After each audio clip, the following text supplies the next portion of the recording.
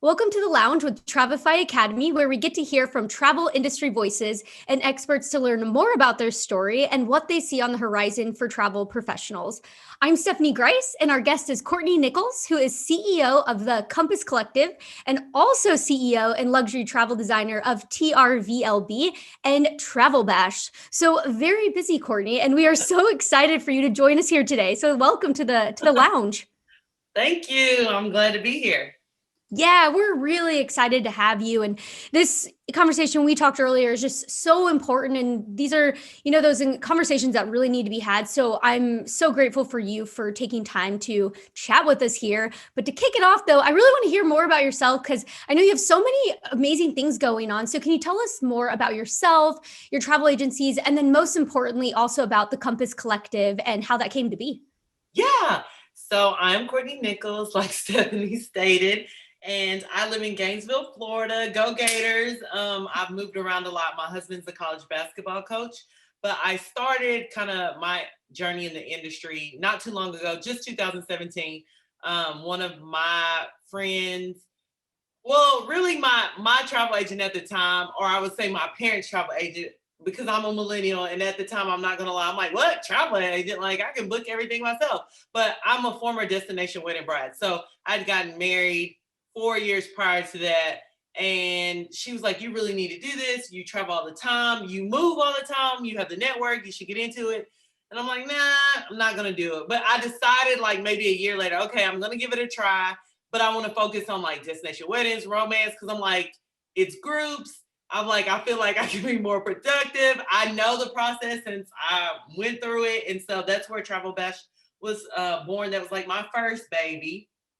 And then from there, it kind of morphed and it was a rebrand. And then it was like, okay, I'm adding TRVLB, which is now my new baby, which then COVID happened and it was like everything in the world just went nuts. And that's where Compass Collective came in. So really to answer your question about Compass Collective, that started with me sitting down, reading an article that I thought was BS. Which basically I was upset when I read it, and with everything that was going on, I was thinking about how I could contribute to the conversation. How could I move, like my dad says, move the ball a little further up the court? Just a quick background. My grandfather, I was born in Tennessee. My grandfather was the first Black alderman in the oldest town in Tennessee. And so the reason why I'm bringing this up is because the same day he was elected to the Board of Mayor and Aldermen in Jonesboro, Tennessee, was the same day Martin Luther King was assassinated in Memphis, Tennessee. So literally you have Northeast Tennessee electing this first Black man and literally the population, like the demographic is all white. And then you have Memphis in the west of Tennessee, with the assassination and like what is going on, you know what I mean? Like, so putting that together. And then my father was able to become the first Black mayor, youngest and first Black mayor in that same town. So they had always advocated for, civil rights, like equity, speaking for marginalized voices. And I'm like, even though I'm not a politician, I think my dad probably would like for me to be. I didn't follow in that footstep. I didn't follow those footsteps. I was kind of thinking like, what is something that Courtnie can do right now to not only just call out people, because everybody was doing that, but more of the education piece, but really become that bridge to move us a little further. So that's why I say moving the ball a little further up the court. So after reading and then talking with my husband and calling my dad and like, I think I could do this and they really need me and this is my space. And I think that I had a unique perspective because I'm a woman of color. I'm the demographic that is spending the money that I'm feeling left out. I'm also, a travel advisor that are reaching their target demographic and selling on a everyday basis. So I'm like, here's what I'm going to do. So that's where Compass Collective was born. So it took me a little while, put everything together, and then I just launched it in January. Yeah, and congratulations on launching it too. It's really vital and important always, but really right now, I mean, this past year, a lot has been coming to the surface and changes, it's slowly coming. I love that. Move the ball a little up the court. Yeah. Yes, it's so perfect. And can you share too what you do at Compass Collective? Yeah. Yeah. So the Compass Collective is a consultant agency, and really my hopes are the aim is to help travel brands serve a more diverse group of modern travelers. And that's focusing on their marketing efforts and staff training. So looking at their marketing campaigns, doing representation audits, through one-on-ones, workshops, speaking engagements, that type of thing. So really trying to advocate, like a lot of brands are really like, hey, how do we reach, people that look like you? It's really one of those things that you would think that you're like, what? Come on now with the internet and it's 2021, but genuinely it's not of like, oh, we left them out on purpose, but really they haven't paid attention. Like it's one of those things, if you're not the one that's being marginalized, if you're not in the other shoe, you're going about your day to day. So it doesn't occur to you. If you're not white, it doesn't occur to you that, oh, when you pick up a magazine, someone doesn't look like you because someone always looks like you.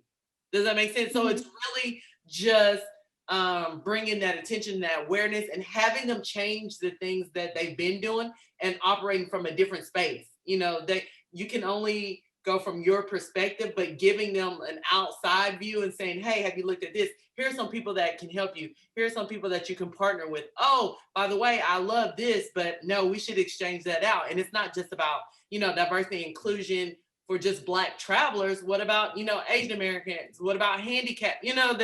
There's several different demographics that I think are kind of getting the short end of the stick, if that makes sense. Yeah. Yeah, no, that makes a ton of sense. And to go in, so this is the crazy thing when I had talked to you earlier, how the travel industry, this fact just blows my mind that how you're saying how they're left on the table and how people aren't focusing, and it might not be on, it's not on purpose, it's also just like they're just not reaching this demographic that is spending a lot of money, because just for African Americans alone, spending $109 billion in the travel industry. So I want to bring that up because I know we had talked about it before. And can you kind of talk more on that issue and just how we fix and address this problem in the travel industry? Yes. So like you said, the Black leisure travelers alone spent $109.4 billion. That was just in 2019. And I'm pretty sure if COVID wouldn't have wrecked it, it probably would have blown that out of the water. But we are out, we are spending money, and we're not only just spending money, but even in luxury stays. So I focus on luxury travel, and especially when it comes to the luxury sector, I'm not gonna lie, it's very vanilla. You can take it however you want it. I think the first thing that we're gonna have to do is really making a conscious effort, which means we have to be aware. Okay, we know this is a problem. Now that we know this is a problem, now we're going to have to look. I say, obviously, when you first get started, people aren't ready to really dig deep. And when I say dig deep, that's becoming an anti-racist company. Really, at the end of the day, becoming an equitable company, like an anti-racist company, is requiring you to change everything you've ever known, if that makes sense. So really what we're going to start with, or I could say the low-hanging fruit, or we're putting the makeup. Not saying that you're ugly underneath, but the makeup just enhances. So literally we're looking at your marketing. If every brochure you send out looks like you, that's a problem. If every commercial, if every webinar panel that you host and all the people on there look like you, that is a problem. So we're going to look at all of that. And then on top of that, after we look at, okay, we've thrown some people in, that's not enough, because you can't just throw a few Black people like, oh, they're diverse and they have it, that's not good enough. Now we're going to have to look at the representation of our business development manager, our sales reps, the suppliers, the preferred partners, on the tour operator side, who are they partnering with? How are the contracts being negotiated? Some consortiums even charge so much that these smaller Black-owned tour operators and yacht companies, they can't afford to pay this big fee up front for people like me as a travel advisor to learn more about them and get my clients to book. So it's going to take a conscious effort. It's going to take all of us in the travel industry, from the travel advisor, because we're not getting it right either. I've been to some of my friends' websites and I'm like, girl, that's why you don't have a Black client. That this website is trash.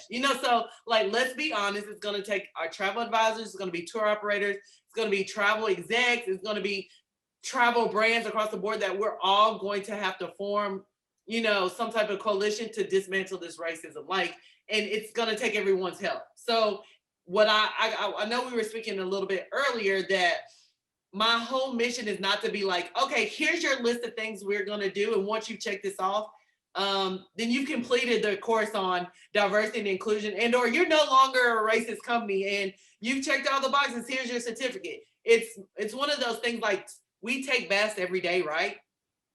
Obviously, we don't just take a bath once a month or once a year. We take it every day. And it's just the same way. Like, you're going to implement things throughout your day, throughout your week, throughout your months, throughout your years, and you're going to go back and you're going to tweak it. Even there, it's as simple as how you market to someone like me is going to be very different how you market to someone else. Black people specifically are very word of mouth people. If I call you and say, girl, Stephanie's my girl, you got to go on that travel, you're going to get 5 or 6, because we're very much a still referral, word of mouth.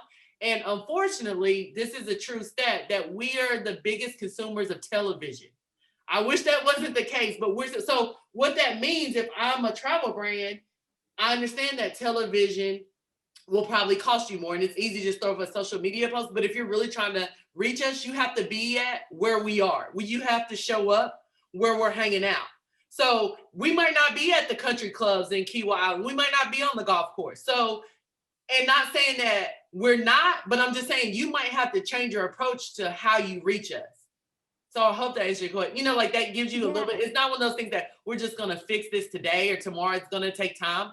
But there are things that you can do, to become an ally and really look at who you're working with, how you spend your money, who are you choosing for your marketing campaigns, who's consulting with your business, literally all across the board. You're taking that consideration of, oh, does this make sense? Will this help me do X, Y, and Z? Do I have a plan in place? How do I address the lack of education or mentorship in this space? Those are all the things that we're going to have to do.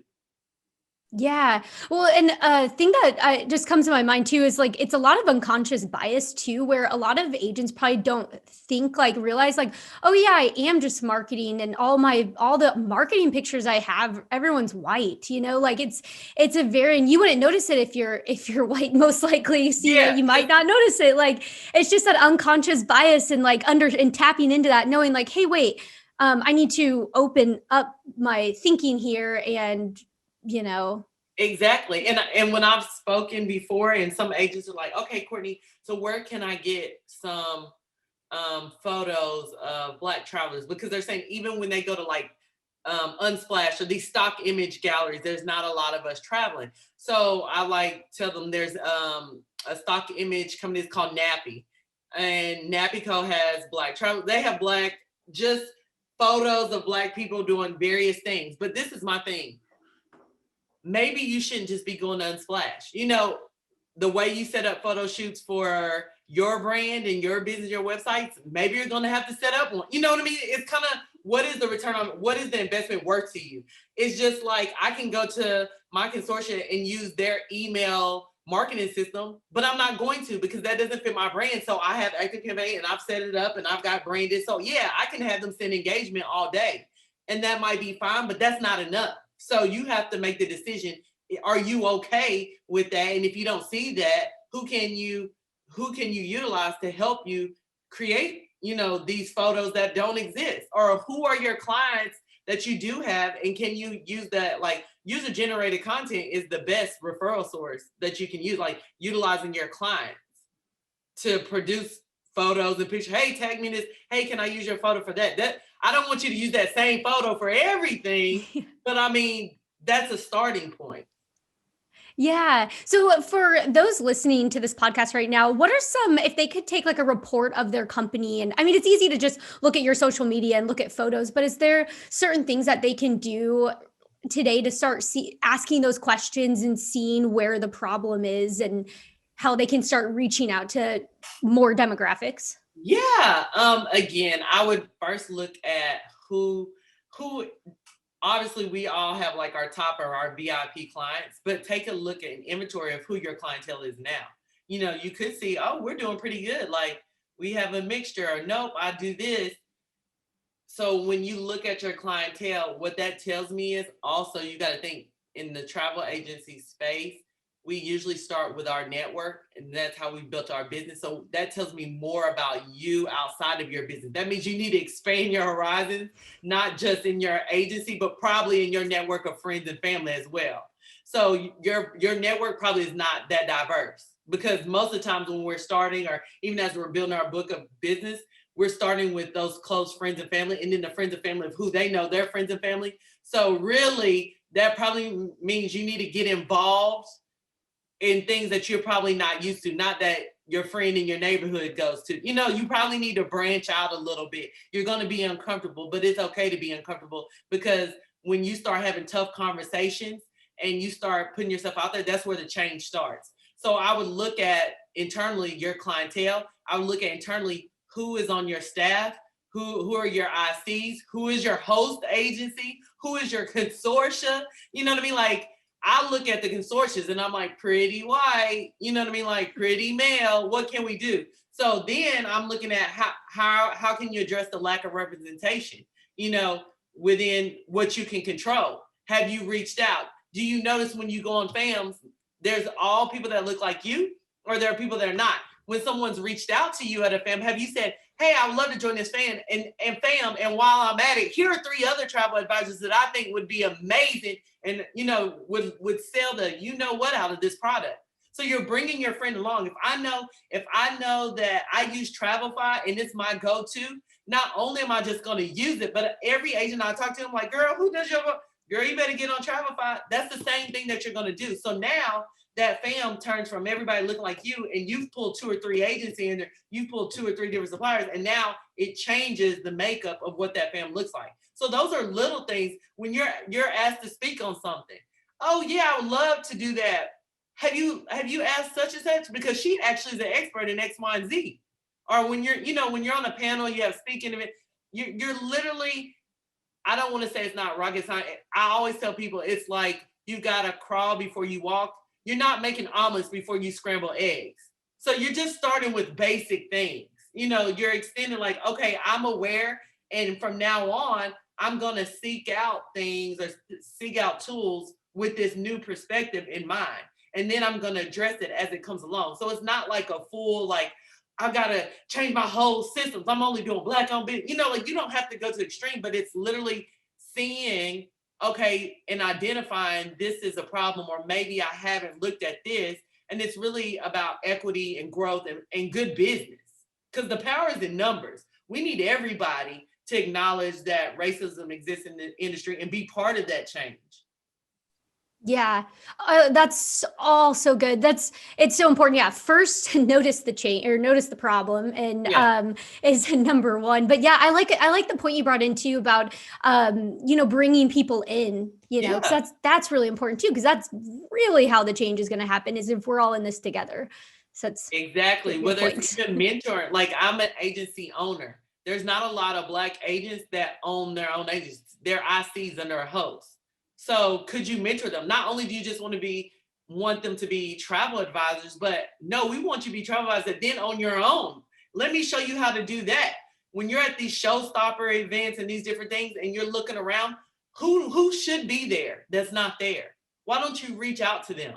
Why don't you let your BDM know, here's some people, like, if you really need to set up a call, like, she needs your help, or she might not need your help. She might not even know you exist. It's a lot of times for Black travel advisors, it's the access to the opportunity. We don't need handout.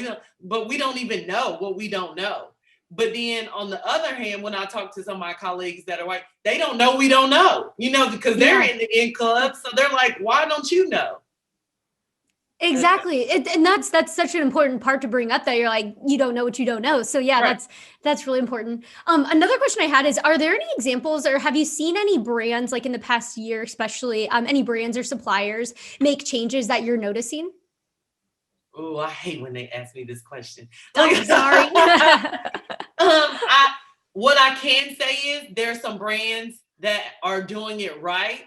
And before all of this happened, I will give my CVVs like 3, 4, 5 claps and 5 stars, because like Visit Philly, Visit Virginia Beach, kind of more of the localized, like visitor bureaus and tourism boards I've seen are really trying to like take it to the next level. And it wasn't after George Floyd, or it wasn't when the Black Square. To me, right now, it's trendy. So I'm not really going to give anybody a pat on the back. I'm glad that they're changing, but I'm not going to put their name out there so they feel good about what they should have already been doing, if that makes sense. Yeah, So no, the yeah. people that I've named were people that were doing it before it was cool to do it, if that makes sense. Yeah, no, Yeah. that makes total sense because yeah, especially after like May of 2020, and that's when you really started to see like, well, was that would be when the black or like when the black box came. Like that was kind Yeah, of the the black big. check, and then the Black Yeah. Travel Alliance came in on the content creator side and formed this alliance, and then started calling people out. So content creation, you know, people want to, oh, I got to change my social media. I want to work with this black influencer and that type of thing. And I will say there are a lot of magazines like Afar and Condé Nast Travel that you can look at their content from today and 2 years ago, and it looks like night or day. So again, not to say that, oh, they're doing it right, but you can tell that they've got a little fire under their tail. But there's also been, you know, movements of like Nomadness Tribe and Avita Robinson and Travel Noir and like the Black Travel movement and Anika, the traveler on travel, like saying all these things. But that's why I wanted to come up with Comes Collective, because that was on the content creator side or on the influencer side, but I'm on more of the industry side of the travel advisor who's selling to people on a day-to-day basis. And I wasn't seeing much movement. There's some colleagues that were like, kind of put a thunder under my tail. Kathleen Sullivan, like she was instrumental, and she's white. Like she was like, Courtney, we got to do something. And then they sent out something on virtual. Well, so, and I'm not gonna lie, it went to a black hole. Like they're like, anybody want to get involved? And I never heard anything. Like, so there's multiple things where I'm like, don't worry about it. I got something. You know, Courtney is sitting on something and she's going to release it. And I'm going to be there to like help people. And like, basically it's like a kid that's saying, I'm going to take over the world. You know, when they're 3, 4, 5, naive and don't know that everybody's going to shut them down. That's how I am about Comes Collect. I'm like, nope, I can change this thing. I'm going to call on people that I know, like and trust, and then those people that I don't know, like and trust, and we're going to move this thing forward. Yeah, no, that's so awesome. It's a game changer. It's going to, I have no doubt that you're going to do a lot with the Compass Collective. And are your clients usually, so in the travel industry, but are they usually travel agents, agencies, suppliers, or are they kind of a mix of all? So obviously it's so new in January. When I first launched, it was with the intention behind more of the travel brands and those partners that I worked with as far as tour operators, hoteliers, and all that. But what I found is I've had some travel agencies reach out to me, you know, again, the smaller CVVs, like, so it's really been a full, you know, it's like, whoa, okay, the tourism boards, I got destinations, I got a little mix of travel agencies, which I didn't expect because I didn't think about it like travel advisors would benefit from this. I'm just thinking they're like, yeah, Courtney, you know, like, we're behind you, but we need to get those, you know, people in the market in. And then it's kind of like they probably thought about, like, no, I need to get people in my marketing. So then they were like, hey, help me. What do we need to do? Like, you know, I want to attract. And at the end of the day, you're really missing out on time. I mean, you said the stat, you said the number, 109.4 billion. That's money you're leaving on the table if you're not marketing to them. And if you're at a point in your travel agency business where who's not looking for more clients, who's not looking for more leads, and that's like, it's not even a hidden gem anymore. It's sitting wide open for you to just, hi, I'm such and such, I can help you with your trip. You know what I mean? Like, that's money that you're leaving on the table if you're not. And I don't think it's just like, yes, diversity and inclusion right now is trendy, but I don't think the movement is trendy, and I don't think it's going to turn back. And I think that those brands that see that and capitalize on this moment now and make the changes are still going to be in business 10, 20 years from now. And those who don't make the change are we're not going to see them anymore. They're going to be swallowed. I always use the analogy with Blockbuster and Redbox. Blockbuster had the opportunity to be Redbox, but they didn't. And now there's no Blockbuster. So that's how I look at it as a travel agent. Like, literally, you have the means right now.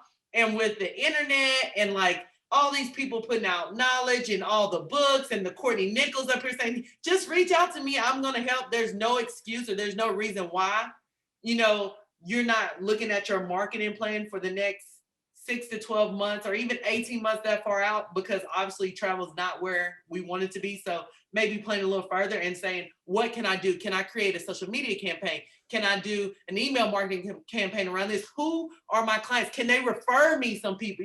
What can I be doing to really diversify my audience and get in front of people so they can know, like, and trust me, and I can close the sale?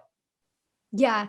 No, I know. I have no doubt that after this, you might have some people reaching out because it's just like, I mean, there's first of like the society and, just the racism part and, just knowing, understanding it, seeing it, wanting to make a change, but it's also like the marketing, and there's so much out there that you can have as a business if you just get more diverse.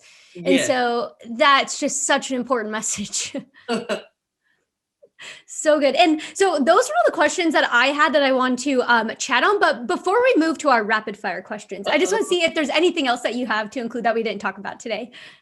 No, this is good. I don't want to go off on my soapbox and start shouting and testifying. Yeah, none of that. We'll keep it to your questions. And I can talk today. My husband's gonna be like, "Oh gosh, Courtnie, speed it up. You're getting off topic." So I just appreciate the opportunity. Yeah. Yeah, no, we love it. Maybe we'll have some other parts of the soapbox parts later. Yeah. That's good. There's a lot of learning stuff in there, so love it. But okay, so I'll move on to rapid fire. So now these questions, there's 7 of them, and they're just fun. And if any of them you're like, oh gosh, I don't have an answer for that, you can say pass. But they should be pretty easy. So here's the first one. The first one is what is your favorite road trip song? Oh shoot. Anything to Beyonce. Yes. Song to Beyonce, yeah. Love that. What is your favorite travel movie? Eat, Pray, Love, Julia Roberts. I just watched it last week. Yeah, I watch it every day and tell somebody I'm going somewhere. I'm going to pack up everything and move. And my husband's like, she just saw this movie. Oh my gosh. You know how many times I've tried to start learning Italian after watching them? Right. I'm like, I just feel like I want to live her life for some reason. Even though I travel, I'm just like, yeah, I get caught up for a week after I watch it and just tell my husband, like, I'm moving from Florida. I'm packing us up. Let's sell everything we have and just try. He's like, you watched that movie again, didn't you? I feel the same way. It gets stuck with me for a little while and I'm like, oh gosh, I got to snap out of it. Yeah. It's just so great. Okay. So this kind of, maybe I know your answer to this is, what is your favorite destination you've traveled to? So you know my answer. What is my I was going to say Italy because of Eat, Pray, Love, but that's all. Okay, so it used to be my favorite destination, but I went to Morocco. So I would have always said, me and my husband are like, where could we live? So he played professional basketball, so we lived overseas. We lived in Hungary. But I was always like, can we just pack up and move to Italy? But ever since I went to Morocco, I'm like, no, I'm not going to Italy. I'm going back to Morocco. Wow, that's awesome. Yeah, I like that. That is a place I have not been, and that because every time I see pictures, I'm just like, oh, this is amazing, so beautiful, so cool there. So what would you say is the most underrated destination to visit?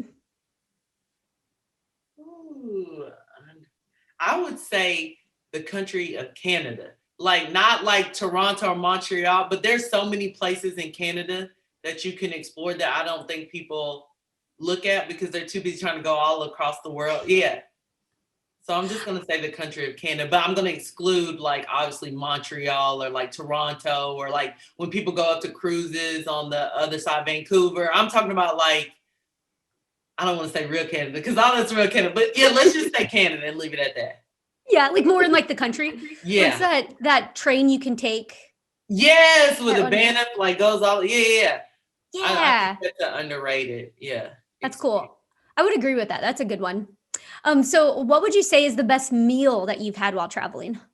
Oh my goodness. It's going to Italy. I'm telling you. Oh my goodness. Yeah. It's why would you ever eat pasta again after you go there and you know what fresh pasta and even the pizza, so the house basic pizza is so good. Oh yeah. I love everything. Oh my gosh, I know. I was just watching a cooking show last weekend and it was all Italy. And I was trying to make my own pasta at home, like with pesto and stuff. And I'm like, it's good, but still not as good. Right. But what would you say is the last great book or article that you read? Ooh, I read articles every day, but I'm almost finished. It's This Business Made Simple by Donald Miller. So I got like one chapter left, but this was just right on my mind. That's why I said it. Business Made Simple. Nice. That's awesome. I'll have to check that one out. Yeah. Cool.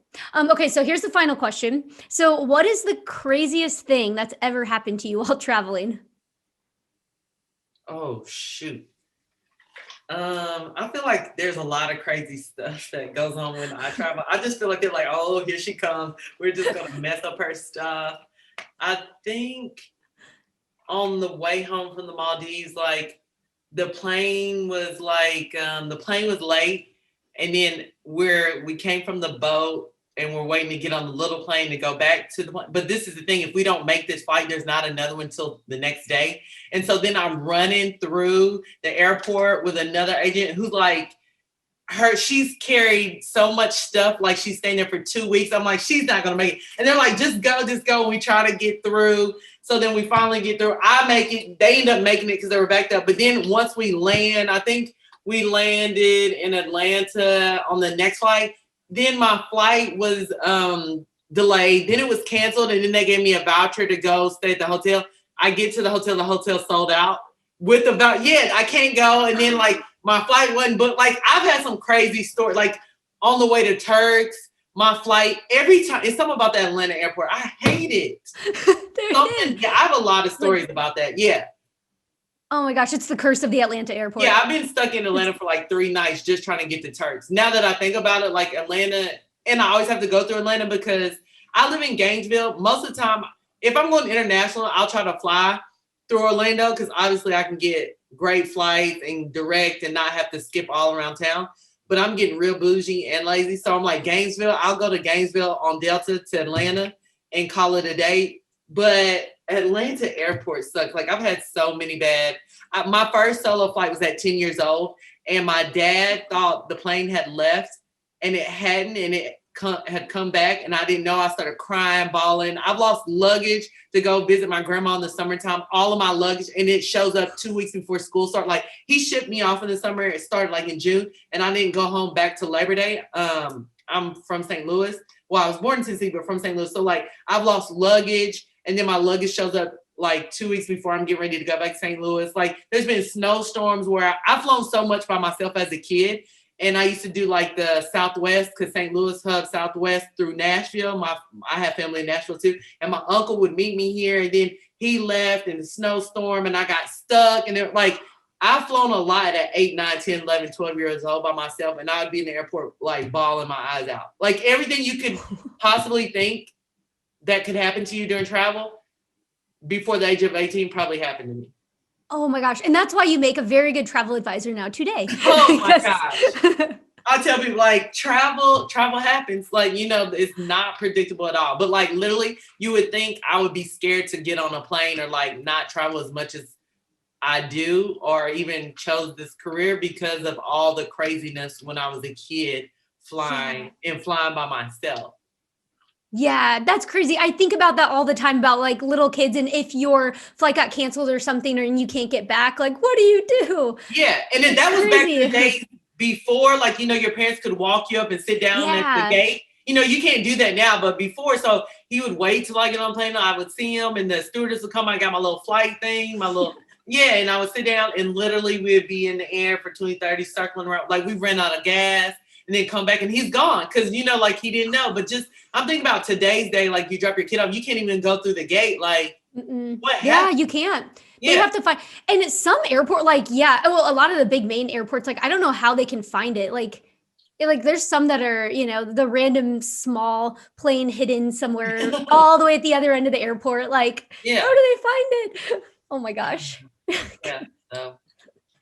Crazy times, but thank you for sharing all that with us. It really explains why you need why having travel agents really great, and you've been through it all, so you can help. Yeah, that's a good thing. But I just want to thank you so much again for joining us here today. And thanks everyone for tuning in to this episode of The Lounge with Travefy Academy. And thank you to our special guest, Courtnie, for joining us today. And be sure to subscribe to our podcast or subscribe to our YouTube channel for all of the latest episodes. And we hope that you enjoyed this conversation today and join us again. But for now, stay safe and we'll catch you on the next flight.